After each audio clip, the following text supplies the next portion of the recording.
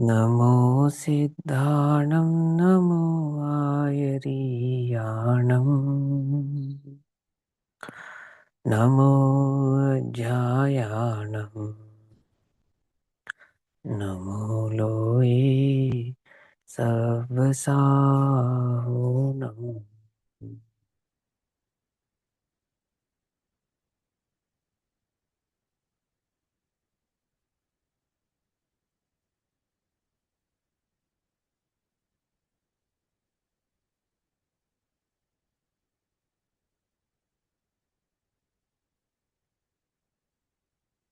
मंगलम भगवान वीरो मंगलम गौतमोगणी मंगलम कुंद कुंदात्यो जैन धर्मोस्तु मंगलम सर्वमंगल्य मांगल्यम सर्वकल्याणिकारकम प्रधानां सर्वधर्माणां जैनं जयतु शासनम् सर्वव्यापीकचेत्रोप स्वरूपाय परात्मने सौपलब्धि प्रसिद्धाय ज्ञानानंदात्मने नमः।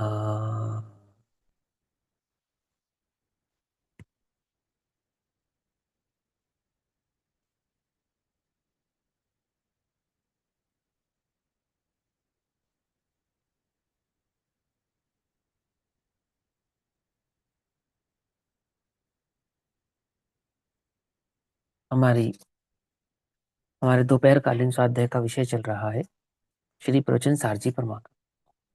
श्री प्रवचन सारजी परमागम का स्वाध्याय हम सभी आचार्य अमृतचंद्र देव द्वारा रचित तत्व प्रदीपिका तथा आचार्य जयसेन देव द्वारा रचित तात्पर्य वृत्ति टीका के आधार से कर रहे हैं।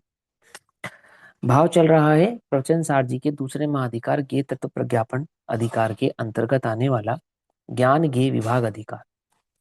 ज्ञान ज्ञेय विभाग अधिकार अर्थात सम्यक दर्शन का अधिकार भी कहा गया है ज्ञेय तत्व प्रज्ञापन को, और उसे सम्यक दर्शन भेद ज्ञान के बिना संभव नहीं है, इसलिए ये ज्ञान ज्ञेय विभाग अधिकार भेद ज्ञान का अधिकार है।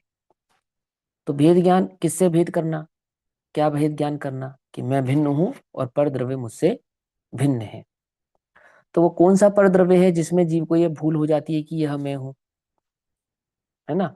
तो कहते हैं संसार 6 द्रव्यों के समूह रूप है, इसमें जीव और अजीव 2 प्रकार के द्रव्य हैं, और अजीव आदि द्रव्यों में इस जीव को अनादि से ऐसी मिथ्या बुद्धि रही है कि यह मैं हूं, और उसमें भी मूलतः ये देह पुद्गल द्रव्य ऐसा है इसमें जीव की एकत्व बुद्धि गाढ़ रूप से बैठी है। तो उस एकत्व बुद्धि को तुड़ाने के लिए आचार्य देव यहाँ पर जीव और पुद्गल के बीच के भेद को समझाते हुए, जीव का लक्षण भिन्न है, पुद्गल का लक्षण भिन्न है, ऐसे भिन्न भिन्न लक्षणों से अपने चैतन्य ज्ञायक भाग भगवान आत्मा को यह जीव जाने समझे और पहचाने, वह भावना से ये गाथाएं चल रही। गाथा चल रही है 172 पेज नंबर 453। अलिंग ग्रहण की गाथा है, अर्थात आत्मा अलिंग ग्रहण भाव से ग्राही है। क्या हुआ अर्थ इसका, अ माने नहीं, लिंग माने चिन्ह, और ग्रह ग्रहण माने ग्रह प्राप्त होने वाला। तो आत्मा इन चिन्हों से प्राप्त नहीं होता है। तो किन चिन्हों से प्राप्त नहीं होता है, तो ये भाव समझाते हैं कि पुद्गल में पाए जाने वाले स्पर्श रस गंध वर्ण शब्द आदि भाव वह जीव के नहीं है, और जीव तो अपने चैतन्य युक्त भाव से संयुक्त होने के कारण अरस अरूपी स्पर्शी आदि भाव से संयुक्त होता है। तो ये भाव ये अलिंग्रहण भाव से समझाते हैं। 172 नंबर की गाथा गाथा पढ़ते हैं। अरसमरुवमकधम अवत्तम चेदना गुण समद्धम चाण अलिंग गहनम जीवमणि दिट्ठ संठाणम। अरस अरूप अगंध और अव्यक्त जीव ऐसा जानो, अशब्द अलिंग ग्रहण चेतनमय अनिर्दिष्ट संस्थान मानो। ठीक, तो यहाँ क्या कहते हैं कि यहाँ ये समझाते हैं कि जीव को रस रहित, रूप रहित, गंध रहित, अव्यक्त, चेतना गुण युक्त, शब्द रहित, लिंग द्वारा ग्रहण ना होने योग्य और जिसका कोई संस्थान नहीं कहा गया है, ऐसा जानना चाहिए। अर्थात जीव को आकार रहित जानना चाहिए, रस रहित जानना चाहिए, रूप रहित जानना चाहिए, गंध रहित जानना चाहिए। अव्यक्त, अव्यक्त अर्थात सूक्ष्म भी होता है, अव्यक्त का अर्थ अरूपी भी होता है, और अव्यक्त का अर्थ अस्पर्शी। ऐसा आचार्य अमृतचंद्र देव ने अर्थ किया। जानो और चेतना गुण युक्त से ही जाना पहचाना जाना जाता है, ऐसा यहाँ अर्थ है। अब आचार्य अमृतचंद्र देव की हम यहाँ पर टीका पढ़ते हैं। इसमें कुछ चर्चाएं तो आप सब पहले जान ही चुके हैं, है ना। इसको एक बार मैं थोड़ा सा रिपीट कर देता हूँ कि 172 नंबर की ये जो गाथा है, ये मूल आगम की गाथाएं हैं। मूल भाव है जैन दर्शन का कि चेतना का लक्षण कैसा है, अलिंग ग्रहण है। तो जैसा कि हमने समझ अभी सभी ने पढ़ा भी है कि 5 परमागमों में ये गाथा आती है, धवलादि में भी गाथा आती है, द्रव्य संग्रह में भी आती है, और अन्य कई ग्रंथों में इन गाथाओं का प्रादुर्भाव किया गया है। क्यों किया गया है? क्योंकि जब भी जीव का स्वरूप समझाया जाएगा, जब भी समझाया जाएगा, तो वह इसी भाव से समझाया जाएगा, क्योंकि ये लक्षण है। शक्कर की बात जब जब आएगी तो मिठास की बात आए बिना रहेगी नहीं, सीधी सी बात है।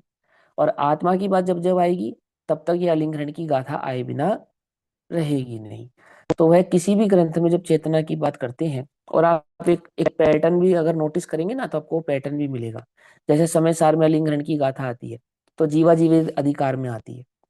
तो जीव का स्वरूप और अजीव का स्वरूप समझाते हैं, उनके भेद को समझाते समय, जीव का लक्षण समझाते समय अलिंगरण की गाथा आती है। इसी प्रकार पंचास्तिकाय में भी अजीव का स्वरूप समझाते हुए जब जीव के स्वरूप को समझाने की बात आती है, तो अजीव का स्वरूप समझाने के पश्चात जीव के स्वरूप में अलिंगरण की गाथा आती है। नियम सार में भी यही पैटर्न है, अजीव अधिकार के बाद शुद्ध भाव अधिकार आता है।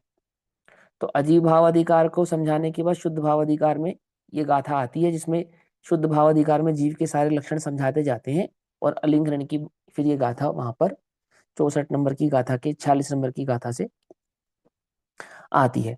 तो भिन्न भिन्न ग्रंथों में जब जब जीव और अजीव का स्वरूप समझाया गया, तो अजीव का लक्षण बतलाने के बाद सीधा प्रश्न उठता है ना, आप हमें अजीव के बारे में इतना क्यों बता रहे हो, पुद्गल के बारे में क्यों बतला रहे हो? कि हमें पुद्गल के बारे में नहीं बतलाना, हमें तो जीव के बारे में बतलाना है। समझे? हमने तो पुद्गल का लक्षण तुम्हें इसलिए बतलाया कि तुम भूल मत करना कि जीव को पुद्गल मत मान लेना, अजीव मत मान लेना। जीव की स्थापना अजीव में नहीं करना। समझ में, बात नहीं समझ में? तो हम तुम्हें अजीव का लक्षण तो सिर्फ इसलिए सिखा बतला रहे हैं कि यह अजीव है, जिसमें यह लक्षण पाए जाएं यह अजीव है, और जिसमें यह लक्षण नहीं पाए जाएं, अपितु चेतना आदि लक्षण पाया जाए, वह कौन है? वास्तव में वही जीव है। और जीव किनसे ग्राही नहीं है? जीव इन इन भावों से ग्राही नहीं है। और अनादि से जीव की अभी जो प्रचलित मत है ना संसार में, वहां आत्मा को कैसे पहचाना जाता है? आत्मानुभूति किसको कहते हैं? कि नाद, नाद होता है शब्द, तो नाद सुनो तो आत्मा की प्राप्ति होती है। कंठ से अमृत झरे तो आत्मा की प्राप्ति होती है। सुगंध आदि की प्राप्ति हो तो आत्मा की प्राप्ति होती है।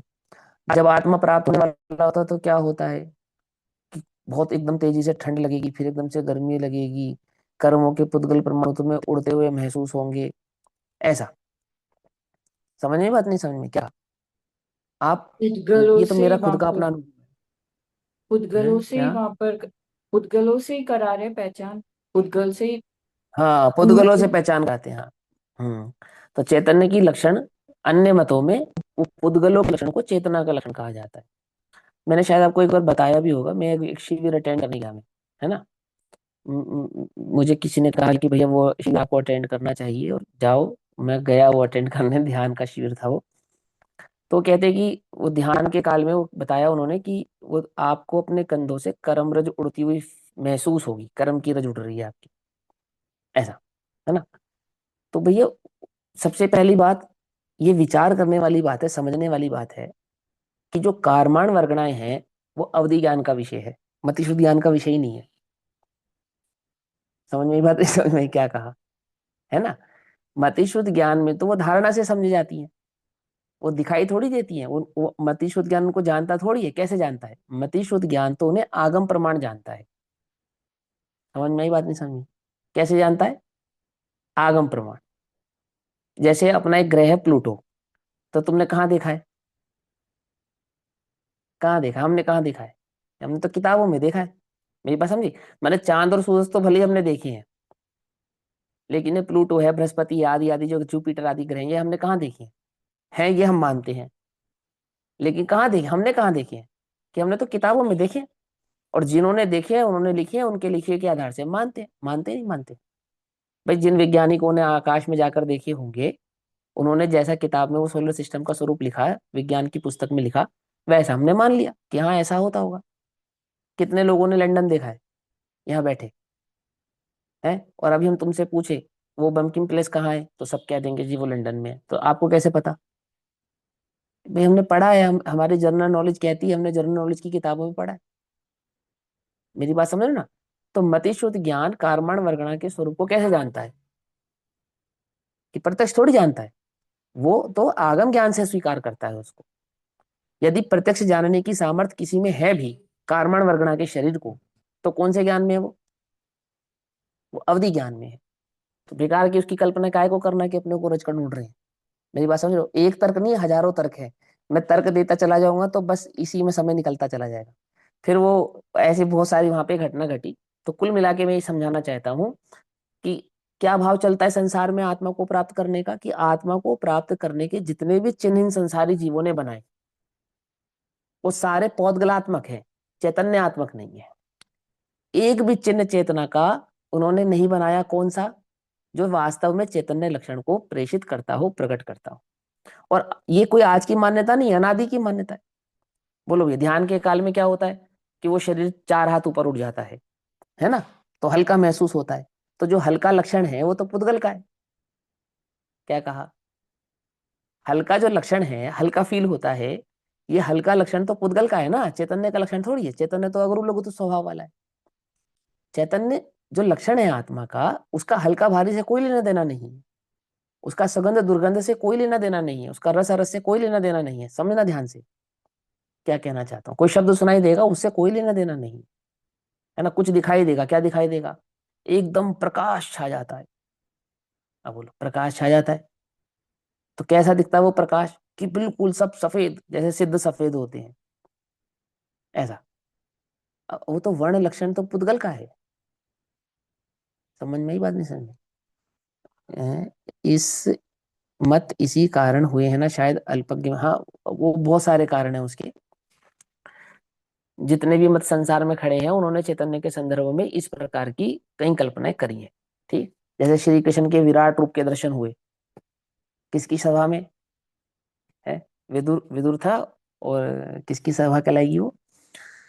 अम, दुर्योधन के पिताजी की सभा, है ना? धृतराष्ट्र धृतराष्ट्र पांडु पांडु धृतराष्ट्र, पांडु धृतराष्ट्र, धृतराष्ट्र धृतराष्ट्र, शपितराज। धृतराष्ट्र। सही है ना? धृतराष्ट्र, हाँ हाँ, धृतराष्ट्र। तो धृतराष्ट्र में कृष्ण जी के विराट रूप के दर्शन हुए। तो विराट रूप के दर्शन कैसे हुए? कि वो इतने प्रकाशमय दर्शन थे कि वह बस कुछ ही लोग उसको देख पाए। कौन कौन देख पाया? कि उसको विदुर देख पाए, अर्जुन देख पाए, है ना, युधिष्ठिर ने किए, और जैसे 2-4 लोगों ने वहां दर्शन किए, बाकी कोई उसके दर्शन नहीं कर पाए। तो क्या मान्यता निकाली उन्होंने कि चैतन्य का लक्षण कैसा है? कि वो चैतन्य इतना विराट है, अपना आत्मभाव भी इतना प्रकाश का पुंज है, इतना प्रकाशमान है ना, कि वो प्रकाश भाव से ही जाना पहचाना जाता है। या फिर कुछ लोग उसको कहते हैं एनर्जी। क्या कहते हैं कुछ लोग उसको? एनर्जी। तो एनर्जी से जाना जाता है। तो एनर्जी के लक्षण क्या है? तो वो नेगेटिव पॉजिटिव एनर्जीज। तो एनर्जी से उसको कि हमें फील हुआ, जैसे हवा फील होती है, जैसे उष्णता फील होती है, जैसे ठंडक फील होती है, ऐसा ही स्प्रिट यानी आत्मा अपना एक एनर्जी के भाव से फील होता है। अब ये जितने भी लक्षण हैं, ये जितने भी लिंग हैं, चिन्ह है, पहचान है, ये तो सारी पौदगलात्मक है ना। समझ में ही बात नहीं? समझ में? ये तो सब पुद्गल के लक्षण है। चाहे आप उसको हल्का भारी के से समझें, चाहे आप उसको रुक्ष चिकने के आधार से समझें, है ना, चाहे उसको ठंडे गर्म से समझें, चाहे उसको सुगंध दुर्गंध से समझें, चाहे उसको किसी स्वाद से समझें, और चाहे उसको किसी शब्द से समझें, है ना? हाँ, क्या? नहीं, चाहे प्रकाश से समझे, प्रकाश हाँ, भी चाहे तो। प्रकाश से समझे, हाँ, चाहे प्रकाश से समझे, किसी प्रकार के वर्ण से समझे। तो ये जितने भी लक्षण हैं, ये सब पुद्गल के लक्षण हैं। और इन पुद्गल के लक्षणों से चैतन्य ग्रहण नहीं होता है, इसका निषेध करती है ये गाथा, समझाती है कि यदि उस चैतन्य का कोई लक्षण है, तो पुद्गल के जो जितने लक्षण है वो तो उसमें नहीं है। ये तो सारे नकारात्मक लक्षण है। देखो, रस को अरस है ना, अरस, अरूप, अवर्ण, अगंध, अशब्द, ये सब नकारात्मक हो गए ना। माने नकारात्मक हो गए ना। और सकारात्मक लक्षण है चैतन्य। तो चैतन्य गुण को लिखा युक्त। पकड़ में ही बात, नहीं पकड़ में? अगर हम इन लक्षणों को दो भागों में विभाजित करें तो अन्य सब लक्षण तो होंगे नकारात्मक और एक लक्षण हुआ सकारात्मक। कौन सा लक्षण सकारात्मक हुआ? चैतन्य युक्त। देखो गाथा पढ़ के बताऊं? देखो आप भी पढ़ो, आपको भी समझ में आएगा। अस्ति अरस, नास्ति, हाँ जी, अस्ति नास्ति भी हो हाँ गया इसका। हाँ, अस्ति नास्ति कह सकते हैं, बिल्कुल कह सकते हैं, ठीक है ना। वो बहुत अधिक वोकेबलरी बढ़ाने के चक्कर में नहीं पढ़ो, बस वो जो मैं पॉइंट समझा रहा हूँ ना, टू द पॉइंट, वो उस बात पे ध्यान दो एक बार।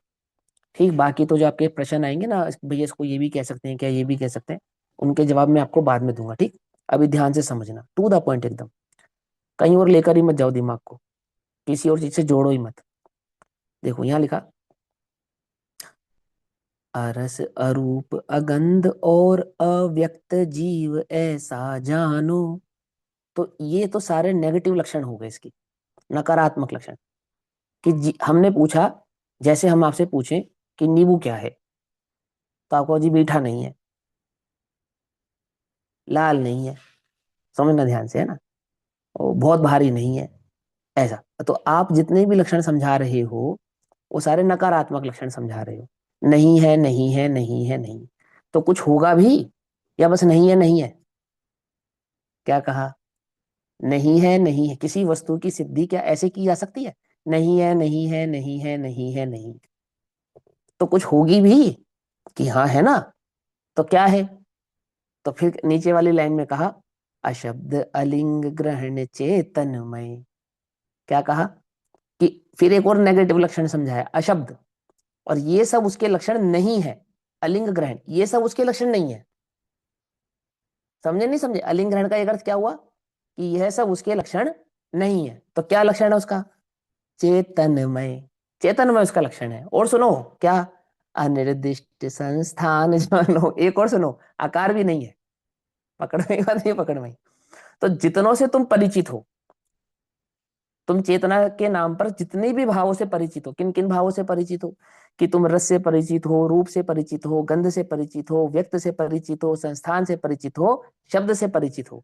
तो जितनों से तुम परिचित हो वो तो चैतन्य का लक्षण नहीं है। और जिससे तुम्हारा परिचय नहीं है, जिससे हम तुम्हारा परिचय करा रहे हैं, ऐसा वो चैतन्य युक्त ज्ञान और दर्शन, वे आत्मा का लक्षण है। पकड़ में ही बात। क्या कहा? गाथा का एक भाव समझ में आ रहा है क्या कहना चाह रहे हैं? कि यह जितनों से तुम परिचय किए बैठे हो अनादि से, किससे परिचय किए बैठे हो? काम भोग बंधन की कथा। वो जो तुम्हारा काम भोग है, वो काम भोग कैसे प्रकट होता है? किन भावों से प्रकट होता है? अनादि से परिचित है ना, तो वो रस से परिचित होता है, स्पर्श से परिचित होता है। पकड़ में आई बात, नहीं पकड़ में? वो गंध से परिचित होता है, वो शब्द से परिचय में आता है। वो कैसे प्रकट होता है? काम और भोग, ये कैसे प्रकट करते हैं हम? किसमें संतुष्ट होते हैं, किसमें सुख का कारण मानते हैं? तो काम भोग है ना, रस, ये काम भोग है। रूप, ये काम भोग है। गंध, ये काम भोग है। व्यक्त भाव, ये सब काम भोग है।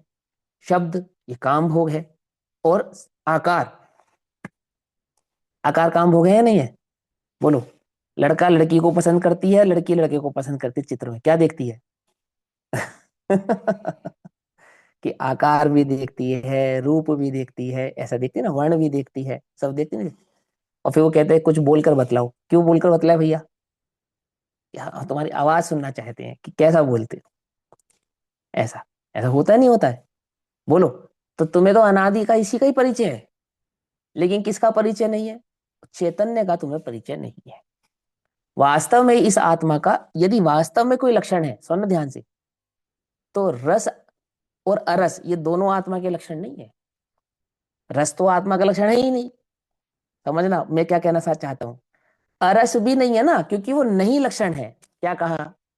अरस माने रस नहीं। तो नहीं कोई लक्षण नहीं होता है। लक्षण क्या होता है?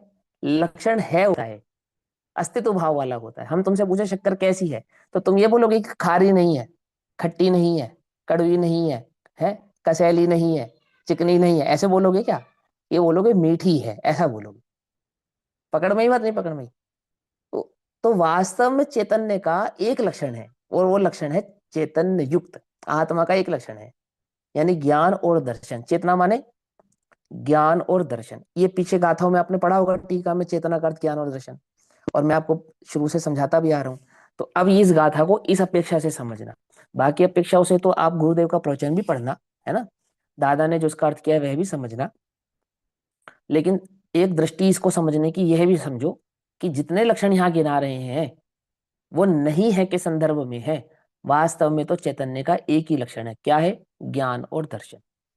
और समस्त आगम में जब भी चैतन्य की बात हुई पॉजिटिवली, तो क्या बात हुई कि अकेले चैतन्य की जब जब बात करी तो उसको चेतना युक्त ज्ञान दर्शन ज्ञान दर्शन ज्ञान दर्शन ऐसा कहा। लेकिन जब जड़ और चेतन दोनों की बात हुई तो जड़ का स्वरूप समझाने के बाद जितने लक्षण जड़ के समझाए, और सारे लक्षण जड़ के समझाने के बाद जब चेतना के लक्षण की समझाने की बारी आई तो उन्होंने कहा सुनो, तुमने जड़ में जो जो लक्षण सीखे थे ना, कि हाँ हमने सीखे थे रस आत्मा नहीं है, रूप आत्मा नहीं है, गंध आत्मा नहीं है, स्पर्श आत्मा नहीं है, रूपी व्यक्त आत्मा नहीं है, तो क्या है फिर आत्मा? बोले चैतन्य, ये आत्मा है। ऐसा आई समझ में बात? हम्म। तो देखो अब टीका पढ़ते, 454 नंबर का पेज, आचार्य अमरचंद्र देव इस गाथा पर 172 नंबर की गाथा पर टीका करते हैं और कहते हैं आत्मा। पहले शब्द क्या है? आत्मा। आत्मनो ही रस रूप गंध गुण भाव स्वभाव भावत स्पर्शन गुण व्यक्त स्वभाव भावत भावत वाहत शब्द पर्याय भावस्त भाव तत्वात्थता तन्मूल दलिंग ग्राहत सर्व संस्थान भाव स्वभाव चित पुद्गल द्रव्य विभाग। ठीक है, देखो क्या कहते हैं, सबसे पहले शब्द में कहते हैं आत्मा। हम किसकी चर्चा करने वाले हैं? हम आत्मा की चर्चा करने वाले हैं। कैसा है वे आत्मा? कि वे कहते हैं रस गुण के अभाव रूप स्वभाव वाला होने से। कैसा है आत्मा का स्वभाव? कि आत्मा के सद्भाव में रस की नास्ती है। समझे नहीं?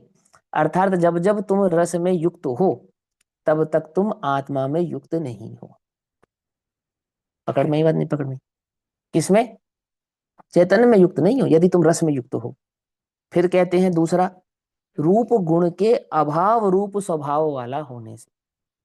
एक स्वभाव उसमें कैसा है? कि स्वभाव कैसा है? स्वभाव है अरूप, यानी कि रूप का अभाव, ये आत्मा का स्वभाव। तो कहते हैं रूप गुण के अभाव रूप स्वभाव वाला होने से। फिर कहते हैं गंध गुण, तो गंध नामक गुण है ना, कि हाँ है, गुण की सत्ता है ना, किसमें है? कि पुद्गल नामक द्रव्य में है। तो गंध गुण के अभाव रूप, अर्थात गंध नामक कोई गुण आत्मा में प्राप्त नहीं होता है। तो गंध गुण के अभाव रूप स्वभाव वाला होने से। समझ में आ रही बात? नहीं समझ में? कौन सा स्वभाव समझा रहे हैं आत्मा का? नास्ती स्वभाव समझा रहे हैं, नास्ती स्वभाव। तो तुम आत्मा को किससे नहीं पहचानना? गंध से मत पहचानना, क्योंकि गंध नामक कोई गुण आत्मा में नहीं है ना। जैसे कुछ लोग कहते हैं कि भैया वो बहुत पहुंची हुई आत्मा है। तो कैसे है वो बहुत पहुंची हुई आत्मा? कि जब वो जैसे ज्ञानियों के संदर्भ में ऐसे ऐसे मिथ चलते हैं कि जब वो प्रवेश करते थे तो सारा घर सुगंधमय हो जाता था, चंदन की खुशबू हो जाती, ऐसा। वो तो सारे पुद्गल के लक्षण है, चैतन्य के लक्षण नहीं है। निमित्त नैमित्तिक संबंधों में ऐसे कथन प्रचलित हैं। कैसे कथन प्रचलित है? कि जितने भी शुभ पुद्गल परमाणु होते हैं वो तीर्थंकरों के साथ या महापुरुषों के साथ एकत्रित हो जाते हैं, ऐसा कथन है। लेकिन लेकिन क्या सम्यक दृष्टि जीव दुर्गंध युक्त नहीं हो जाते? क्या मुनिराजों को दुर्गंध आदि नहीं हो जाती? बोलो, ऐसे रोग नहीं हो जाते? वर्तमान युग में तो कितनी कहानियां भरी हुई हैं जिसमें पूरा शरीर ही दुर्गंध युक्त हो गया, है ना। 700 वर्ष तक कोढ़ है, कोई नजदीक भी जाने को तैयार नहीं है, ऐसा ऐसा शरीर हो गया। अस्नान के धारी होने के कारण पसीना आदि मल आदि शरीर पे चिपकने लगा, ऐसी स्थिति हो गई। समझ में बात? समझ में? तो क्या अब वह चैतन्य अशुद्ध हो गया? क्या वो चैतन्य अब वो पहुंचे हुई चेतना नहीं रही, अर्थात वो सम्यक दृष्टि नहीं रही, अर्थात वो पूजने नहीं रहे? हम्म? विचार कर कर देखना, समझना। वो कहते हैं कि ये लक्षण ही नहीं है, यह लक्षण ही नहीं है। जुगुप्सा कषाय को कैसे जीतोगे? मुनिराजों को देखकर नाक से कोड़ लेते हैं लोग, मालूम क्यों? कि अरे इस नहाते नहीं है, वस्त्र नहीं धारण करते हैं, है ना, आदि आदि प्रकार के परिशोकों सहते हैं, पसीने से दुर्गंधमय देह हो गई है, काली पड़ गई है शरीर पूरा। हो जाता नहीं हो जाता, बोलो? हाँ हो जाता है। उसमें क्या बात है? जला दिया किसी ने, आधा शरीर जल गया, तो क्या उस पर लेप लगाकर घूमेंगे, बर्नॉल लगाएंगे? है ना? कोड़ चूरा है तो चूड़ ही रहा है, कोई रोग हो गया तो हो ही गया है, हो गया नहीं हो गया? चलने में, उठने में, बैठने में कहीं कोई खरोच लग गई है, कहीं कोई घाव हो गया है, किसी मच्छर के काटने से घाव हो गया है, कई प्रकार के घाव हो जाते हैं, हो जाते हैं। अब सम्य दर्शन का क्या होगा? अब आत्मानुभव का क्या होगा? अब गुण स्थानों का क्या होगा? अब पूज्यता का क्या होगा? क्या होगा बोलो? अरे भाई, गंध वह आत्मा का लक्षण ही नहीं है, वह चैतन्य का लक्षण ही नहीं है। समझ में बात? नहीं समझ में? अरे तुम ये निर्वस्त्रों के आगे सर झुकाते हो कि सब आत्मा की अवस्थाएं, आत्मा ही है शरीर, और आत्मा अगंध है। समझ में ही बात है ना? कुछ लोग ध्यान के नाम पे क्या करते हैं मालूम? बहुत सुगंधित अगरबत्तियां जला के और बड़ा एकदम खुशबूदार कमरा बना लेते हैं, और वो एसी चला के बिल्कुल ठंडा ठंडा लेते हैं। क्यों? क्या होता है उससे? ध्यान बढ़िया लगता है। किसका? चेतना का या पुद्गल का? है? किसका लगता है? समझ में आई ये बात? नहीं समझ में आई? हम चित्र भी बनाते हैं ना, मुनिराजों के चित्र ऐसे बनाएंगे, वो एक बढ़िया नदी बह रही है, झरना बह रहा है, वहां बैठे मुनिराज ध्यान कर रहे हैं। इसे ऐसे नहीं करते ध्यान, ये पता ही नहीं अपने को। ऐसी बड़ी रील्स फोटोज और बने कितना कितना वो करते हैं। ये बहुत बढ़िया लैंडस्केप बनाएंगे और वहां मुनिराज आराम से बढ़िया ध्यान कर। सो प्रकृति का सौंदर्य देखने गए हैं क्या मुनिराज वहां? हैं? ऐसे स्थानों पर तो जाते ही नहीं। कैसे स्थानों पर? जो जनयुक्त होता है। जनयुक्त समझते हो ना? है कि जहाँ बहुत लोग आ सकते हो, या बहुत त्रियंचों का आना जाना हो, त्रियंचों का जमावड़ा होता हो, इसलिए नदी किनारे नहीं बैठते। हाँ, किसी विशेष प्रकार के ध्यान के लिए नदी आदि के किनारे भी जाते हैं, परंतु वह नदी आदि का किनारा भी कैसा होता है? जहाँ किसी सामान्य जीव की पहुंच ना हो सके, सामान्य जीव ना जा सके। शिखर की चोटियों पे भी ऐसे स्थान चुनते हैं जहां वे बैठ गए तो दूसरा खड़ा ना हो सके। समझ में आई बात? बुद्धिपूर्वक ऐसा स्थान चुनते हैं कि दूसरा व्यक्ति, जीव आके वहां खड़ा ना हो सके, इतना भी स्पेस ना रहे। क्यों? ये खड़े होने वाले दिमाग खाएंगे। समझे नहीं समझे? इसलिए ऐसे स्थान चुनते हैं, वो ऐसे स्थान नहीं चुनते। जैसे हम ये लैंडस्केप में दिखा देते हैं, वो ध्यान के लिए, और नदी बह रही है, नदी के पास बैठे ध्यान कर। नदी के पास बढ़िया ध्यान लगता है ना? क्यों? कहाँ लगता है अच्छा ध्यान? स्वस्थान की खबर नहीं है जिसे, तो वो पर स्थान में ध्यान खोजता है, चेतना का ध्यान खोजता है। तो कहते हैं गंध गुण युक्त से अभाव रूप स्वभाव वाला होने से। कौन? चेतना। अब तुम्हें चेतना के इतने स्वभाव की खबर हो ना, तो तुम क्या नहीं खोजोगे? गंध नहीं खोजोगे, रस नहीं खोजोगे, रूप नहीं खोजोगे, चैतन्य लक्षण खोजोगे। कहाँ मिलेगा? कहाँ मिलेगा? समझे बात? अंतर्मुख, अंतर्मुख वो ऐसा स्पर्श गुण रूप व्यक्तता के अभाव रूप स्वभाव वाला होने से। अर्थात स्पर्श आदि भावों से भी वह चैतन्य प्राप्त होता नहीं। बहुत हल्का हो गया, बहुत भारी हो गया, ठंडा लगने लगा, फिर एकदम से गर्म लगने लगा, फिर ऐसा हुआ, फिर वैसा हुआ, ऐसा कुछ नहीं। अर्थात स्पर्श गुण से व्यक्त नहीं होता है। स्पर्श गुण की व्यक्तता जिनमें हो, छह पर्याय है ना स्पर्श गुण की, तो वह छह पर्याय जिसमें स्पर्श गुण की पर्याय व्यक्त होती हैं, ऐसे भाव चैतन्य में व्यक्त नहीं होता है, अव्यक्त है उससे। तो कहते हैं स्पर्श गुण व्यक्तता के अभाव रूप। स्पर्श गुण की चेतना में क्या नहीं है? सत्ता नहीं है, ऐसा उस चेतना का स्वभाव है।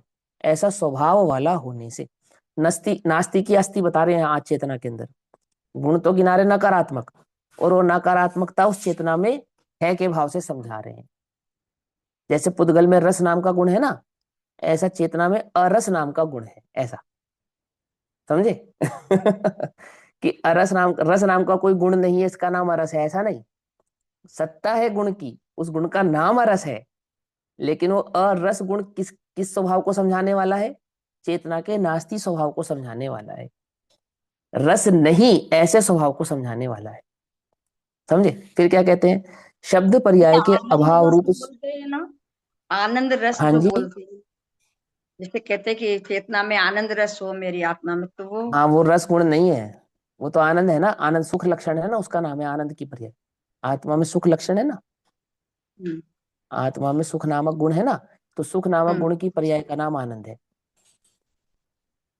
समझे? सुख ठीक। नामक गुण है जो, उस सुख नामक गुण की पर्याय का नाम है आनंद। उस आनंद को रसमय कहते हैं। क्यों कहते हैं रसमय? क्योंकि लौकिक जन सुख को रस के नाम से ही पहचानते हैं, इसलिए कहते हैं। समझे? रस वैसा रस नहीं। रस कैसा? क्योंकि लोक में देखो, रुचि जहां पे उपयोग टिके, और जहां पे उपयोग टिके और टिकने पर उपयोग को क्या महसूस हो, सुख शांति साता महसूस होवे, आनंद महसूस होवे। तो उस सुख शांति साता आनंद को इंगित करते हैं, इंडिकेट करते हैं रस से। समझे नहीं समझे? ऐसा तो कोई रस नाम का गुण है चेतना में कि नहीं? रस नाम का कोई गुण नहीं। वहां तो उपयोग की स्थिरता है ना, टिका है चैतन्य किसके कारण? आनंद के कारण। तो उस आनंद को रस से इंडिकेट करते हैं, ऐसा। ठीक। जैसा जैसा गन्ने के रस में रस है ऐसा रस नहीं समझना, है ना? हाँ, जैसे फलों में रस है ऐसा रस नहीं समझना, अथवा जैसा भोग उपभोग में जीव रुचि लेता है ऐसा नहीं समझना। ठीक। तो क्या कहते हैं, पांचवा कहते हैं, शब्द पर्याय के अभाव रूप स्वभाव वाला होने से। कि ये क्या है, कि अशब्द नाम की भी कोई गुण है क्या चेतना में? कि हाँ, अशब्द नाम का भी गुण है चेतना में। और अशब्द नाम का गुण होने से क्या है, कि शब्द रूपी पर्याय उस चेतना में होती नहीं है। हालांकि पुद्गल में शब्द नामक गुण नहीं होता, समझना ध्यान से, लेकिन पुद्गल में अशब्द नामक गुण भी नहीं होता। ये अंतर समझो। क्या कह रहे हैं? पुद्गल में शब्द नामक गुण नहीं होता, लेकिन पुद्गल में अशब्द नामक गुण भी नहीं होता, और चेतना में अशब्द नामक गुण होता है। क्या समझे? कुछ बात समझ में आई या नहीं? पुद्गल में अशब्द नामक गुण नहीं होता, इसलिए पुद्गल परमाणु की स्कंदरूप पर्याय में शब्द नामक पर्याय की उत्पत्ति होती है। पकड़ में आई बात? नहीं पकड़ में? क्या कहा? लेकिन चेतना में शब्द नामक पर्याय की उत्पत्ति जैसे पुद्गल में हो सकती है, ऐसे चेतना में भी हो सकती है कि नहीं हो सकती? क्यों? क्योंकि शब्द नामक गुण तो है ही नहीं, अपितु अशब्द नामक गुण की सत्ता है, ऐसा। समझ में आई बात? ये पॉइंट समझ में आ रहा है या नहीं आ रहा है? आत्मा के अनंत गुणों में एक गुण कैसा है? अशब्द नामक गुण है। अब गुण है नकारात्मक भाव को बतलाने वाला, अभाव रूप भाव को बतलाने वाला। हाँ बोलो। भैया इसको ही क्लियर कर दो, अशब्द अशब्द नामक गुण है आत्मा में, कैसे? बहुत सिंपल सी बात समझो। जैसे पुद्गल में शब्द नामक गुण नहीं होता, तो शब्द नामक गुण नहीं होने पर भी पुद्गल के स्कंद में शब्द नामक पर्याय तो होती है ना? तो वो पर्याय का स्वभाव है। तो वो बोले कि स्कंद में ऐसी योग्यता है कि वो शब्द नामक पर्याय की प्रवृत्ति उत्पत्ति वहां पर होती है। तो प्रश्न ये है कि बिना गुण के भी पर्याय संभव है? कि हाँ, बिना गुण के पर्याय संभव है। कब? कि बिना गुण के पर्याय तब संभव है जब उसका विरोधी गुण उस द्रव्य में ना पाया जाए तब। पर्याय का विरोधी गुण नहीं होना चाहिए। तो शब्द का विरोधी गुण है अशब्द। पुद्गल में शब्द नामक गुण तो नहीं है, लेकिन अशब्द नामक गुण भी नहीं है, और अशब्द नामक गुण नहीं होने के कारण ही पुद्गल की स्कंदरूप पर्यायों में शब्द नामक पर्याय की उत्पत्ति होती देखी जाती है। लेकिन चेतना में, तो चेतना में शब्द नामक गुण तो है ही नहीं, पर अशब्द नामक गुण की सत्ता है। समझे या नहीं समझ में आई बात? जैसे आत्मा में एक भाव शक्ति है, एक अभाव शक्ति भी है, एक भाव अभाव शक्ति भी है, एक भाव भाव शक्ति भी है, एक अभाव अभाव शक्ति भी है। पकड़ में ही बात? नहीं पकड़ में? तो सबके भिन्न भिन्न काम है ना। तो अशब्द नामक गुण का क्या काम है, कि शब्द नामक पर्याय चैतन्य में कभी नहीं होगी, नकारात्मक है हमेशा, कभी नहीं होगी। समझ में आई बात? नहीं समझ में? ऐसा। तो क्या कहते हैं, शब्द पर्याय के अभाव रूप स्वभाव वाला होने से, माने शब्द नामक पर्याय भी, शब्द नामक गुण तो है ही नहीं, लेकिन शब्द नामक पर्याय तो हो सकता है ना, जैसे पुद्गल में हो सकती है शब्द नामक गुण के बिना शब्द नामक पर्याय, कि नहीं उसका भी अभाव रूप होने से। ठीक। तथा इन सब के कारण, इन सब के कारण अर्थात रस रूप गंध इत्यादि के अभाव रूप स्वभाव होने के कारण कैसा है ये आत्मा, लिंग के द्वारा अग्राह होने से, अर्थात इन सब पहचानों से ग्रहण नहीं किया जाना होने योग्य से। पकड़ रही बात? तो फिर से पढ़ते हैं। लिंग के द्वारा, लिंग के द्वारा अर्थात हमने अभी तक जिन 5 लिंग यानी कि चिन्ह को समझा है, इन सब का अभाव होने से। तो जब इनका अभाव होगा तो इनके द्वारा ग्रहण नहीं होगा ना। जैसे शक्कर में खारेपन का अभाव है तो शक्कर खारेपन से पहचानी नहीं जाएगी, खट्टेपन का अभाव है तो खट्टेपन से पहचानी नहीं जाएगी, है ना। तो जिस जिस वस्तु का गुण का उस वस्तु में अभाव है, वह गुण से वह वस्तु क्या नहीं होगा, पहचानी नहीं जाती। तो चैतन्य में इन सब लिंगों का अभाव होने के कारण, अग्राह्य होने से अर्थात प्राप्त नहीं होने से, ग्रहण नहीं होने से, जाना जाने योग्य नहीं होने से, समझ आई बात, अग्राह्य का अर्थ। और सर्व संस्थानों के अभाव रूप अर्थात किसी भी प्रकार के आकार रूप अभाव होने से, कि जब आत्मा का अनुभव होगा तो क्या होगा, कि चेतना शरीर से बाहर चली जाएगी या सिकुड़ जाएगी। कि भैया आकार का कुछ लेना देना नहीं, कि कोई विशेष प्रकार का आकार हो जाएगा ऐसा नहीं है। मालूम एक मान्यता और है लोक में, एक मान्यता यह है लोक में कि जिसको एनलाइटमेंट यानी कि स्वानुभूति प्रकट होती है उसका शरीर सुंदर हो जाता है, ऐसा। और जिन्हें स्वानुभूति होती है, यदि उनके शरीर में किसी प्रकार के विकार हों तो वो विकार दूर हो जाते हैं, ऐसा ऐसा ऐसे नए नए प्रकार की लोगों में क्या है, मान्यता है। यहाँ क्या कहते हैं, यहाँ कहते हैं कि आत्मा का कोई संस्थान नहीं है, कोई विशेष प्रकार का आकार नहीं है, अर्थात वह आत्मा अनुभूति के काल में किसी आकार से पहचाना जाए ऐसा नहीं है। जैसे किसी ने आत्मा को चावल के दाने जितना माना, किसी ने चने के दाने जितना माना, किसी ने उंगल भर जितना माना। नेमिनाथ भगवान के समोचरण में प्रश्न होता है, श्री कृष्ण पूछते हैं, आदि पुराण में पढ़ना आप, उत्तर पुराण में। तो उन्होंने पूछा कि भगवान कोई तो इस लोक में इस आत्मा को चावल के दाने जितना मानता है, कोई तो मानता है कि वह चने के दाने जितना है, कोई मानता है 1 उंगल भर बराबर है, कोई उसे ज्योति स्वरूप कहता है, कोई उसे विशाल कहता है, कोई अमुक कहता है, कोई अमुक कहता है। इस प्रकार से वहां 7-8 प्रश्न पूछे। तब वहां भगवान उसका उत्तर देते हैं कि भाई वो आत्मा जो है वो शरीर प्रमाण होता है। ठीक। अब शरीर प्रमाण होता है ये समझाने के लिए उसके संस्थान को समझाया। ऐसा होने पर भी वह किसी संस्थान से पहचाना जाए तो ऐसा नहीं है कि आमुक आकार होगा तो आत्मा होगा और आमुक आकार नहीं होगा तो आत्मा नहीं होगा। तो जिन्होंने आत्मा को ज्योति स्वरूप या आकार स्वरूप माना है, उन्होंने क्या समझा कि जब आत्मा का अनुभव होता है तो यहाँ पे एक ज्योति महसूस होती है, या वो छोटा सा आकार जो है आत्मा का चने के बराबर जितना वो अनुभूति में आता है, या अंगुल भर आत्मा है वो अनुभूति में आता है। तो चैतन्य जब अनुभव में आता है तो क्या कोई आकार अनुभव में आता है, दिखाई देता है किसी आकार में, कि किसी आकार के साथ वो अनुभव में नहीं आता, संस्थान रहित होता है।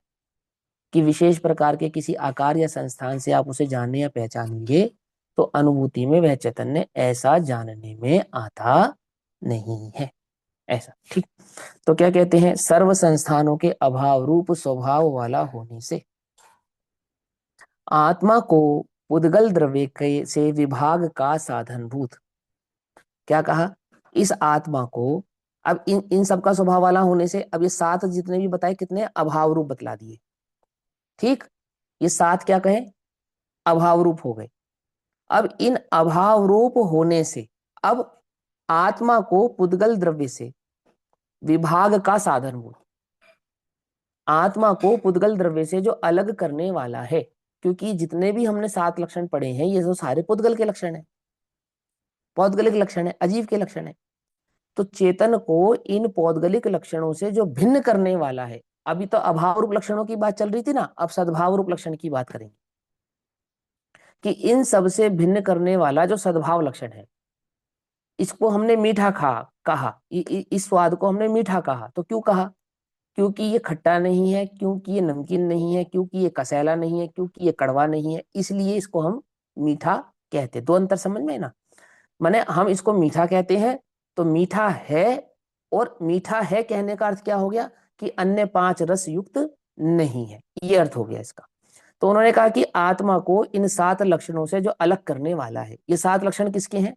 ये 7 लक्षण पुद्गल के हैं। ये लिखा है यहाँ पर, देखो क्या लिखा, आत्मा को पुद्गल द्रव्य से विभाग माने अलग करने का जो साधन है, साधन का हेतु है, रूप है, वह क्या है कि अरस, अरूपत्व, अगंधत्व, अव्यक्तता, अशब्द, अलिंगरत्व और असंस्थानत्व है। क्यों? क्योंकि पुद्गल और अपुद्गल, चाहे पुद्गल हो चाहे अपुद्गल हो, अपुद्गल माने अन्य अजीव द्रव्य, क्या कहा, चेतना की बात कर रहे हैं ना, तो चेतना के विपरीत 5 द्रव्य हैं, तो 5 द्रव्य में एक तो है पुद्गल और 4 है अपुद्गल। हालांकि आत्मा को भी अपुद्गल कहते हैं, लेकिन यहाँ आत्मा की बात नहीं चल रही। पकड़ में ही बात नहीं, पकड़ में, पकड़ में ही।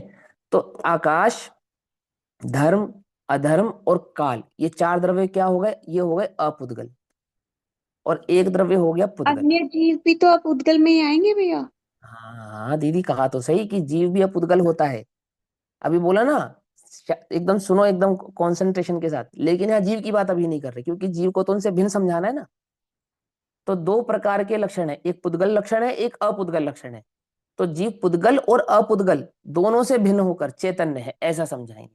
तो अपुद्गल कहने का तात्पर्य क्या है? यहाँ पर अपुद्गल कहने का तात्पर्य काल द्रव्य स्वरूप, धर्म द्रव्य स्वरूप, अधर्म द्रव्य स्वरूप और आकाश द्रव्य स्वरूप, ऐसा भी नहीं है, ऐसा समझाएंगे।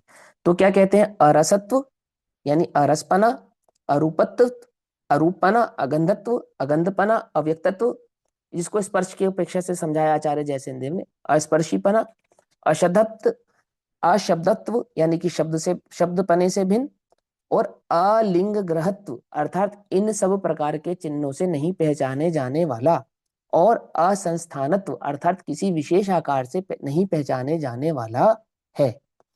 पुद्गल और अपुद्गल ऐसे समस्त अजीव द्रव्यों से, आगे बात लाइन। तो यहाँ पे अपुद्गल भी किसके संदर्भ में कह रहे हैं? अन्य जो 4 द्रव्य हैं उनके संदर्भ में कह रहे हैं। हालांकि जीव भी अपुद्गल ही है ना। लेकिन यहाँ पे किन की बात चल रही है कि 5 अजीव द्रव्यों की बात चल रही है, जिसमें एक अजीव द्रव्य तो पुद्गल है और बाकी 4 अजीव द्रव्य अपुद्गल हैं। ठीक है ना। तो अपुद्गल है तो इसलिए जीव हो गए, ऐसा तो नहीं है ना। नींबू मीठा नहीं है तो इसलिए करेला हो गया, ये अर्थ तो नहीं निकालेंगे ना। पकड़ में ही बात नहीं, पकड़ में। तो जीव अपुद्गल है, तो अपुद्गल है ऐसा कहा, और काल भी अपुद्गल है। तो काल अपुद्गल होने से जीव थोड़ी हो जाएगा कि हम अपुद्गल की बात करेंगे तो इसका मतलब हम जीव की ही बात करेंगे, ऐसा नहीं। क्योंकि हम जब जीव की बात करेंगे तो चेतना की बात करेंगे, ऐसा समझ में बात नहीं? समझ में। और चेतना वो मुख्य गुण है जिसके बाद जितने भी अ लगाएंगे, माने जितने भी नकारात्मक भाव कहेंगे, वो सब उसके विशेषण बन जाएंगे। किसके विशेषण बन जाएंगे? वो चेतनत्व के विशेषण बन जाएंगे। समझ में ही बात नहीं? समझ में आई ना बात? समझ में। अब हम जितने भी बात करेंगे, कुछ लक्षण ऐसे भी होंगे आत्मा में, जैसे आत्मा में अमूर्तिक लक्षण है, तो अमूर्तिक लक्षण आकाश में भी है, काल में भी है, धर्म में भी है, धर्म में भी है। लेकिन फिर भी चेतना का अमूर्तिक लक्षण क्या हो जाएगा? क्योंकि चेतन युक्त होगा तो विशेष हो जाएगा। समझ में आई बात? नहीं समझ में? माने मूल लक्षण के पीछे आने वाले सामान्य लक्षण भी क्या हो जाते हैं? विशेष हो जाते हैं, ऐसा। तो देखो यहाँ पे क्या समझाते हैं कि पुद्गल, समझ में आ रहा है ना? मुश्किल तो नहीं लग रहा, बहुत इजी है। लेकिन वो एक दृष्टिकोण से समझा रहा हूं मैं आपको, किस दृष्टिकोण से, देखो इसको क्या कहना चाहते हैं यहाँ पर। पुद्गल और अपुद्गल ऐसे समस्त अजीव द्रव्यों से विभाग का साधन तो कौन है? कि विभाग का यानी भिन्न करने का एकमात्र यदि कोई साधन है तो वह तो चेतना गुण मैंपना है, ऐसा कह रहे हैं। ना अरस है, ना अरूप है, ना अगंध है, ना अस्पर्श है, ना असंस्थान है। यदि कुछ है जो इस आत्मा को अन्य द्रव्यों से अलग करता है तो वह तो एकमात्र चैतन्य गुण युक्तता है, ऐसा कह रहे हैं। आ रही समझ में बात? है ना। क्यों? क्योंकि अरस तो अन्य अपुद्गल द्रव्य भी है, अरूप तो अन्य पुद्गल द्रव्य, अपुद्गल द्रव्य भी है। अगंध, अस्पर्श, अनिर्दिष्ट संस्थान आदि तो आकाश द्रव्य में भी है, काल द्रव्य में भी है। निर्दिष्ट संस्थान वाले तो मात्र दो ही द्रव्य हैं। कौन कौन से? धर्म और अधर्म। सिर्फ दो द्रव्य ऐसे हैं जो निर्दिष्ट संस्थान वाले हैं, बाकी बाकी सब अनिर्दिष्ट संस्थान वाले हैं। समझे? अरूप तो पुद्गल के सिवा अन्य पांच द्रव्य अरूप हैं। अगंध, पुद्गल के सिवा अन्य पांच द्रव्य अगंध है। अरस, पुद्गल के सिवा अन्य पांच द्रव्य अगंध है। पकड़ में ही बात? नहीं पकड़ में? लेकिन चेतना एक ऐसा लक्षण है जो इस समस्त द्रव्यों में एकमात्र और एकमात्र चैतन्य के पास तो है और अन्य के पास नहीं है। और जब हम चेतना लक्षण से आत्मा की बात करते हैं तब क्या होता है कि हमने जितने भी नकारात्मक लक्षण समझाए थे ना, वो सब क्या हो गए? वो सब सकारात्मक हो जाते हैं। समझे? वो चेतना की विशेष सिद्धि कर जाते हैं। जैसे हमने चैतन्य कहा, तो चैतन्य का लक्षण जब हमने कहा रस नहीं है, रूप नहीं है, गंध नहीं है, स्पर्श नहीं है, संस्थान नहीं है, तो ये सब उसके क्या बन गए? विशेषण बन गए मानो। ऐसा समझ नहीं बात? तो देखो क्या कहा उन्होंने कि द्रव्यों से विभाग का साधन तो चेतना गुण में पना है। ठीक। और वही वही मात्र वही मात्र कौन? वो चेतना गुण मात्र। ठीक। वही मात्र स्वजीव द्रव्य आश्रित होने से, अर्थात एकमात्र जीव द्रव्य का आश्रय तो इसी से लिया जा सकता है। अरस से, अरूप से, अगंध से, अस्पर्श से नहीं लिया जा सकता। इनसे तो सिर्फ ये समझा जा सकता है कि छल ग्रहण नहीं करना चाहिए मुझे, कि मैं छला ना जाऊं। पकड़ में ही बात? नहीं पकड़ में? है ना? कि जैसे मैंने बताया ना कि उन्होंने कहा हल्का हो जाता है, भारी हो जाता है, और कारमान वर्गणाएं दिखती है, और ऐसा होता है और वैसा होता है। ये तो सब छल से बचने के लिए है। मूल तो क्या है? मूल तो चेतना है, चेतन्य लक्षण वाला है। ऐसा तो कहते हैं। और वही मात्र स्वजीव द्रव्य आश्रित होने से स्वलक्षणत्व को धारण करता हुआ, अपने लक्षण पने को धारण करता हुआ आत्मा का शेष अन्य द्रव्यों से विभाग यानी कि भेद सिद्ध करता है। कौन? वो चेतना लक्षण। ये कह रहे हैं। इस गाथा को समझ नहीं पानी क्या? ये वो चेतना लक्षण ही एकमात्र ऐसा लक्षण है जो वास्तव में इस चेतना को अन्य सभी द्रव्यों से भेद सिद्ध करता है। हालांकि आत्मा अरस भी है, अरूप भी है, अगंध भी है, अस्पर्श भी है, अशब्द भी है, अनिर्दिष्ट संस्थान वाला भी है, परंतु परंतु इनसे वो भिन्न साबित हो जाएगा ऐसा नहीं। भिन्न तो वो चैतन्य लक्षण से साबित होता है। और जब चैतन्य लक्षण से हम अरस, अरूप, अगंध, स्पर्श आदि भाव समझते हैं तो वह चैतन्य विशेष भाव से ज्ञातत्व होता है। आई समझ में बात? क्या कहा टीका के अंदर है? आगे क्या कहते हैं? अब जहां अलिंग ग्रह कहना है, आचार्य अमरचंद्र देव आगे क्या कहते हैं कि इस गाथा में आचार्य कुंद कुंद देव ने जहां पर ये अलिंग ग्राह ऐसा शब्द कहा है, तो जहां ये अलिंग ग्राह कहा कहना है, वहां जो अलिंग ग्रहण कहा है, कहना तो क्या है? अलिंग ग्राह। ग्राह माने प्राप्त किया जाने वाला। अलिंग ऐसा ग्राही क्या है ये भैया? नहीं, नहीं ग्राही नहीं है, ग्राह। ग्राही कह देंगे तो गड़बड़ हो जाएगी। हाँ में यह लगा हुआ है भैया। हाँ, नहीं है तो ग्राह लिखा है। हाँ नीचे देखिए ना, हाँ में यह लगा लगा हुआ, अलिंग ग्राही बोलेंगे। अच्छा, अलिंग ग्राह्य, हाँ ठीक है। लेकिन अलिंग ग्राह्य कहने से गड़बड़ हो जाएगी। क्यों गड़बड़ हो जाएगी? ये प्रत्यय लग जाएगा ना इसके अंदर, प्रत्यय लग जाने से इसका अर्थ बदल जाएगा। देखो यहाँ पे क्या होगा कि अलिंग ग्रहण शब्द के 20 अर्थ करेंगे आचार्य अमृतचंद्र देव। करेंगे ना, 20 अर्थ करेंगे, है ना? तो अलिंग ग्रहण शब्द के 20 अर्थ तभी पॉसिबल हैं जब उसमें प्रत्यय ना लगा हो। अगर प्रत्यय लगेंगे तो वो एकार्थवाची हो जाएगा, मतलब फिर उसका एक ही अर्थ निकलेगा। व्याकरण के अंदर एक रूल होता है, जब हम किसी शब्द में प्रत्यय जोड़ देते हैं तो वो फिर एक अर्थ को बतलाने वाला होता है, विभिन्न अर्थों को बतलाने वाला नहीं होता। अब यहाँ लिखा है कि जहां अलिंग ग्राही कहना है, तो अलिंग ग्राही कहने का तात्पर्य क्या है? कि आत्मा ग्रहण किया जाता है, ऐसा कहना है। ठीक है ना? तो वो कहते हैं कि आत्मा ग्रहण किया जाता है, ये तो ऐसी बात हो गई जैसे ग्रहण करने वाला तो कोई और है और ग्रहण होने वाली वस्तु कोई और है, ऐसा। पकड़ में ही बात, नहीं पकड़ में, समझ में ही बात, व्याकरण समझ में आया। उन्होंने कहा यदि हम अलिंग ग्राह्य ऐसा कहेंगे तो अलिंग ग्राह्य कहने से क्या अर्थ हो जाएगा? अलिंग ग्राह्य कहने से तो ऐसा लगेगा मानो आत्मा तो हो गई भिन्न वस्तु और जो उसे प्राप्त करेगा वो हो गया भिन्न। पकड़ में ही बात। जैसे आत्मा पुद्गल को प्राप्त करे फॉर एग्जाम्पल, तो पुद्गल भिन्न वस्तु है, चैतन्य भिन्न वस्तु है। तो एक भिन्न द्रव्य दूसरे भिन्न द्रव्य को जब ग्रहण करे, यानी आत्मा जब भी प्राप्त होगा तो कैसे प्राप्त होगा? तो इन लक्षणों से प्राप्त होगा। तो कौन प्राप्त करेगा? कि हमें यह सिद्ध करना है कि प्राप्त होने वाला भी आत्मा है और प्राप्त करने वाला भी आत्मा है, यह सिद्ध करना है। अगर हम सिर्फ इतना कहेंगे आत्मा प्राप्त होता है तो हम बोलेंगे अलिंग ग्राह्य, लेकिन हमें बतलाना है कि आत्मा ही आत्मा को प्राप्त करता है, इसलिए हमने यहां पर कहा अलिंग ग्रहण। क्या कहा? आई समझ में बात? क्या कहा? दो व्याकरण में अंतर समझ में आ गया। तो बोले अलिंग ग्राह्य क्यों नहीं कहा?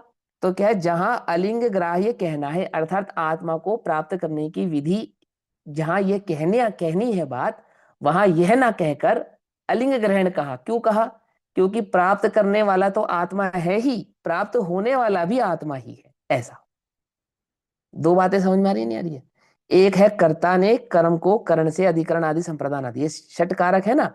तो जब हम व्यवहार षटकारकों से बात करेंगे तो शब्द बन जाएगा अलिंग ग्राह्य, लेकिन जब हम निश्चय षटकारकों से बात करेंगे तो शब्द बनेगा अलिंग ग्रहण, क्योंकि अलिंग ग्रहण शब्द ही वास्तव में निश्चय षटकारकों की पूर्ति कर सकता है, अलिंग ग्राह्य यह शब्द नहीं कर सकता।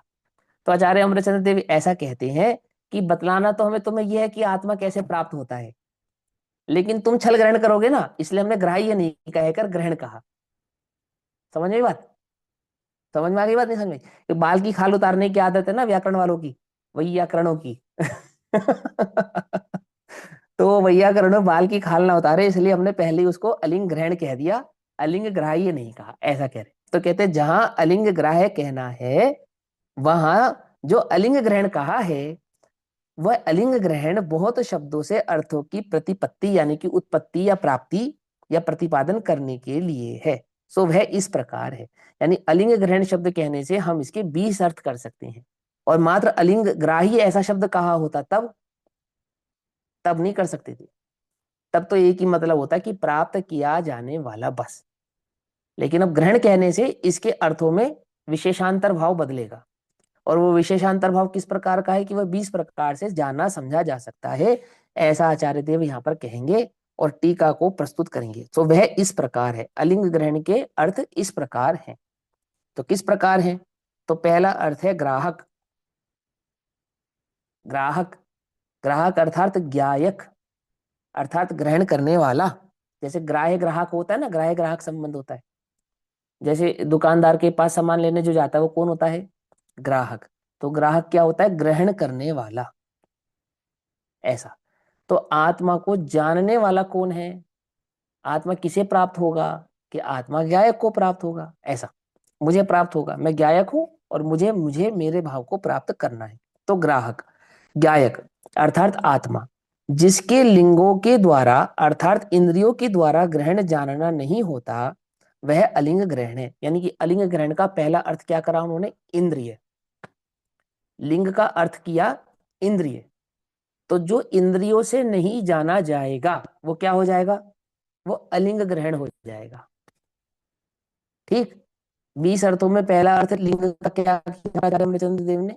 इंद्रिय अर्थ किया। तो उन्होंने कहा जिसके लिंगों के द्वारा अर्थात इंद्रियों के द्वारा ग्रहण अर्थात जानना नहीं होता है वह अलिंग ग्रहण है, अर्थात आत्मा इंद्रियों से जाना जाता नहीं है, प्राप्त होता नहीं है, ग्रहण होता नहीं है। इस प्रकार आत्मा क्या हो गया? इस प्रकार आत्मा अतीन्द्रिय ज्ञानमय है, इस अर्थ की प्राप्ति होती है। अर्थात आत्मा का ज्ञान इंद्रियातीत होने से वह आत्मा इंद्रियातीत भाव से ही प्राप्त होता है। अब इसको साधारणता समझाता हूं, समय हो गया। कि उपयोग जो ज्ञान है ना, ज्ञान वो स्वभाव से अतीन्द्रिय होता है, इंद्रिय होता ही नहीं, पहले तो ये समझो। ठीक है ना? लेकिन जो ज्ञान इंद्रियों में प्रवृत्ति करता है उस ज्ञान का नाम हो जाता है इंद्रिय ज्ञान। ठीक। तो आचार्य अमरचंद्र कहते हैं कि जो ज्ञान इंद्रियों में प्रवृत्ति कर रहा है और जान रहा है, तो इंद्रियों में परिवर्तित हुए ज्ञान, ऐसे इंद्रिय ज्ञान से तो आत्मा जाना नहीं जाता। तो फिर कैसे जाना जाता है? कि इंद्रियों के विषयों से उपयोगों को समेटकर जो चैतन्य लक्षण से चैतन्य को पहचानता है, वास्तव में तो आत्मा उस अतीन्द्रिय ज्ञायक भाव से ही जाना पहचाना जाता है, ना कि उन लक्षणों से पहचाना जाता है जिन लक्षणों को इंद्रियां जानती और पहचानती है। अर्थात वह ज्ञान जानता और पहचानता है जो इंद्रियों में परिवर्तित है। तो क्या करो कि इंद्रियों से अपने उपयोगों को समेटकर और चैतन्य लक्षण से अपने चैतन्य भगवान आत्मा को यदि तुम देखते हो, क्यों? क्योंकि मूल लक्षण तो वही है ना जो सभी से विभाग करेगा, चैतन्य लक्षण। तो क्या होगा? तो ही वह आत्मा ग्रहण यानी ग्राहक भाव से पहचाना जाता है, प्राप्त होता है, जानने में आता है। ऐसा पहला अर्थ उन्होंने किया है। इस अर्थ की प्राप्ति होती है, अलिंग ग्रहण से इस अर्थ की प्राप्ति होती है। अर्थात इंद्रिय ज्ञान से आत्मा जाना जाएगा नहीं, अतीन्द्रिय ज्ञान से जाना जाएगा। सिंपल अर्थ। ठीक। दूसरे अर्थ की क्या है? तो दूसरा अर्थ हम कल करेंगे, अभी समय हुआ। हाँ रश्मि दीदी, क्या प्रश्न है? पूछो। भैया जब भी चैतन्य में बोलेंगे ना तो इसको शब्द में तो यही कहा जाएगा ना कि ज्ञान सामान्य से पकड़ में आएगा, मतलब जानन मात्र जो बोला जाता है जन्म। हाँ जानन तो जानन, ज्ञान बस सामान्य, जानन हाँ जानन। ठीक। आप ज्ञान सामान्य का अर्थ क्या समझते हो? यही जब जानन जब जानन आप जानन जो हो रहा है वो बस और बिना और ज्ञान विशेष का अर्थ क्या होता है?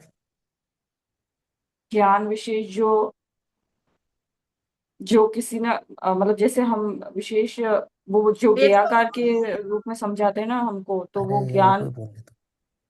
हाँ बोलो बोलो, ज्ञान विशेष माने क्या?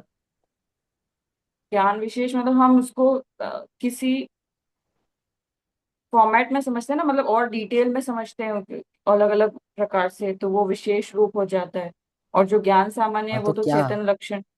अरे आप जब कोई प्रश्न करते हो और उसमें ज्ञान सामान्य की बात कर कहते हो, तो मैं बस इतना जानना चाहता हूँ कि आपके उपयोग में ज्ञान सामान्य और ज्ञान विशेष इसकी क्या परिभाषा है?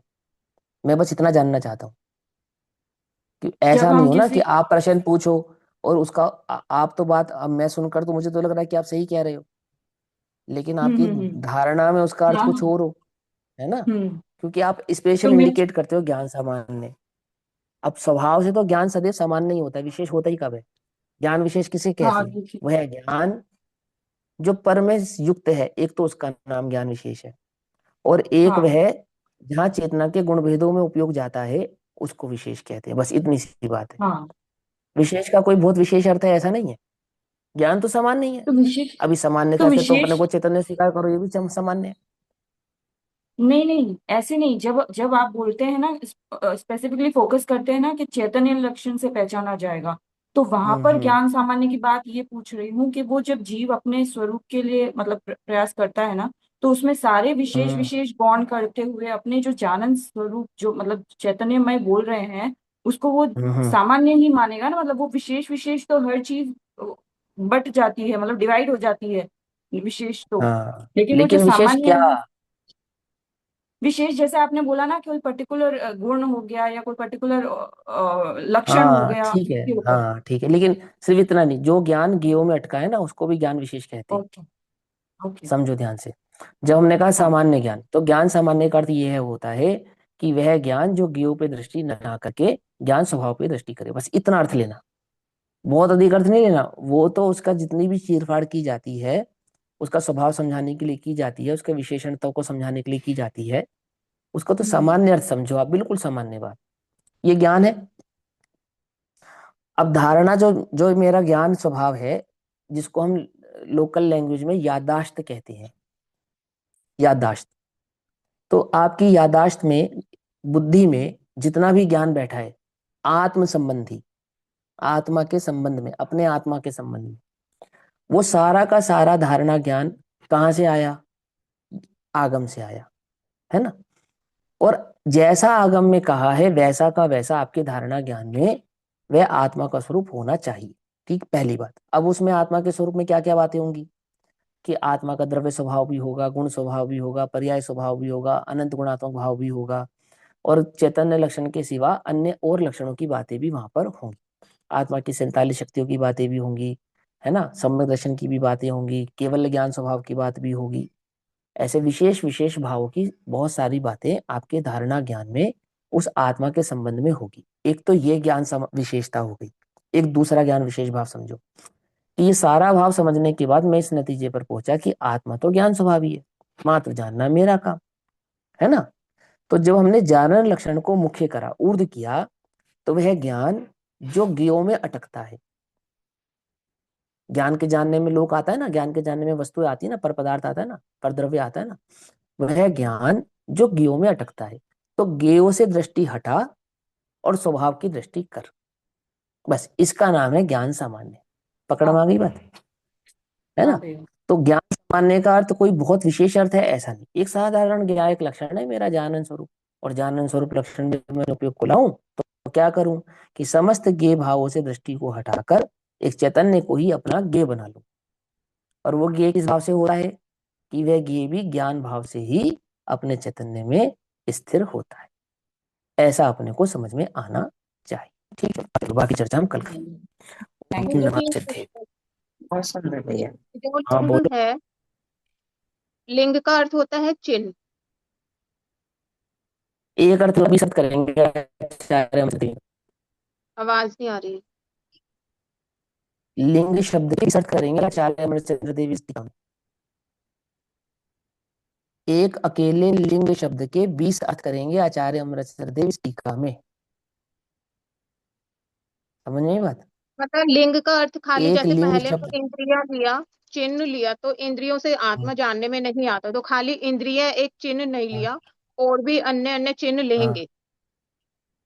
हाँ हाँ लेंगे ना। 20 प्रकार के अर्थ करके लिंग शब्द के, कि लिंग का अर्थ इंद्रिया भी है, लिंग का अर्थ चिन्ह भी है, लिंग का अर्थ पहचान भी है, पर्याय भी है, ऐसे ऐसे 20 प्रकार के अर्थ करेंगे लिंग, अकेले लिंग शब्द के। तो जैसे लिंग इसमें शब्द के 10 जो में दे रखा है अर्थ मलिनता करते हैं, और विकार, आत्मा का चिन्ह नहीं है, तो वो मलिनता और विकार एक तरीके से चिन्ह हो गया समझाने हाँ के वो लिए। चिन्ह हो गया। हाँ वो लिंग शब्द बताएंगे सारे कि तुम्हें, भाई तुम्हारे को तुम्हारा जो ज्ञान है ना अनादि का मिथ्या ज्ञान, वो मिथ्या ज्ञान किस किस को पहचानता है, वो किस किस से परिचित है। तो जिन जिन से वो इन परिचित सब है वो सारे चित्र चिन्ह से, बनाए। ये इन सब चीजों से परिचित है। हाँ जिनसे भी परिचित है हाँ, वो सारे तो बना लिए चिन्ह। और जिससे अपरिचित है वो है चैतन्य लक्षण। पकड़ में बात। तो चैतन्य लक्षण को गौण करके जितने भी तू चिन्ह मुख्य करेगा, पहचान मुख्य हाँ, करेगा, वो सब क्या वो हाँ वो सब लिंग हो जाएंगे। और उनसे वो चैतन्य ग्रहण नहीं होगा। हम्म। ऐसा समझ भाई। ऐसा चलो ठीक, पक्का हो गया, ओके। ओम नमः हाँ, सिद्धेभ्यः। वो क्या चीज़ है? निज निधि निज में बताई यह अनंत उपकार है, उसके लिए जिनवाणी माँ को वंदना शत बार।